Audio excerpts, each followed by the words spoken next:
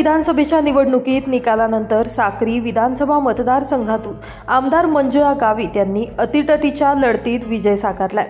सलग दुसऱ्यांदा आमदारकीची माळ मंजुळा गावित यांच्या गळ्यात पडल्यानं त्यांच्या समर्थकांमध्ये आनंदाचं वातावरण निर्माण झालंय।